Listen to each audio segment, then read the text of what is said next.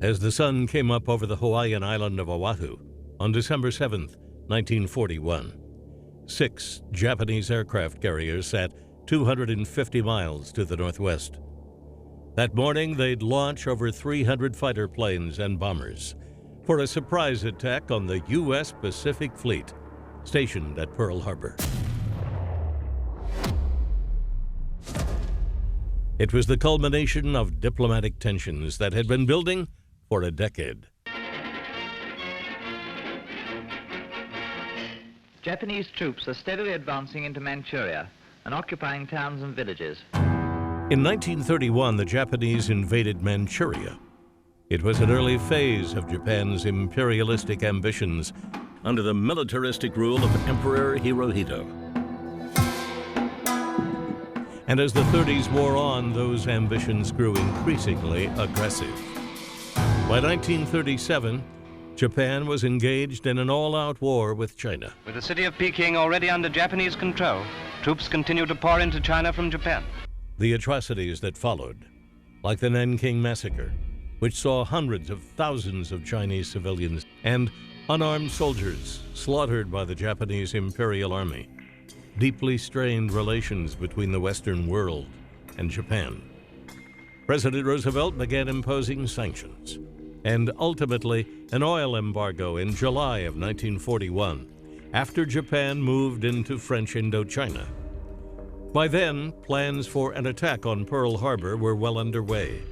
The Japanese considered America's presence in the Pacific a threat to their conquest of Southeast Asia, and under the guidance of Admiral Isoroku Yamamoto, began making preparations for a preemptive strike. Throughout 1941, Japan and the U.S. made several attempts to improve relations, but negotiations continually failed, and certain the U.S. would interfere with their own interests, Japan made a resolute decision to go to war with the West.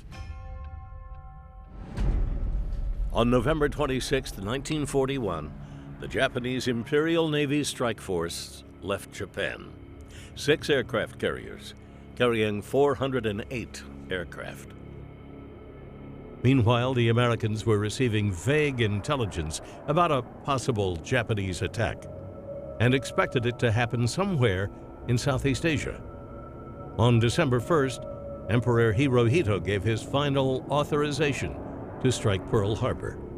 And 6 days later, on December 7th, the attack commenced. The first wave swooped in at 7:55 in the morning.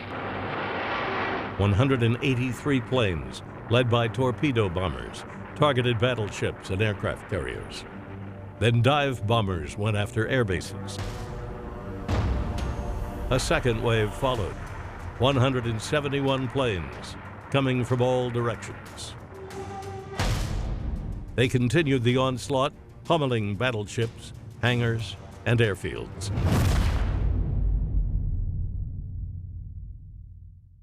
It was over in 2 hours and 20 minutes. Out of a clear sky came the treacherous Japanese attack on Hawaii.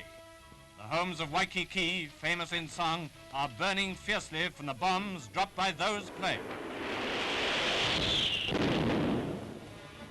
The whole world knows now how Japan assaulted the American naval base without warning, without a declaration of war, and while her envoys were actually negotiating in Washington. The Japanese accomplished complete surprise.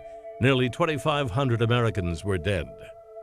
Several battleships destroyed, others damaged, and half the island's aircraft obliterated.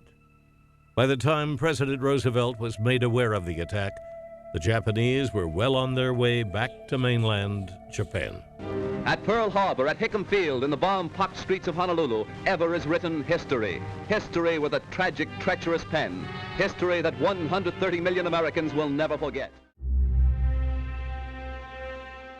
Hours after the attack, President Roosevelt spoke with British Prime Minister Winston Churchill, and short of an official declaration, made it clear that America had been thrust into the Second World War.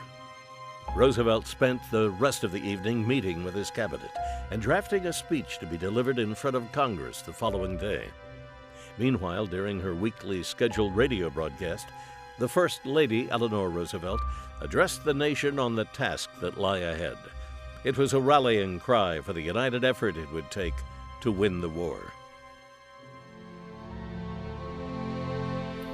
We know what we have to face, and we know that we are ready to face it.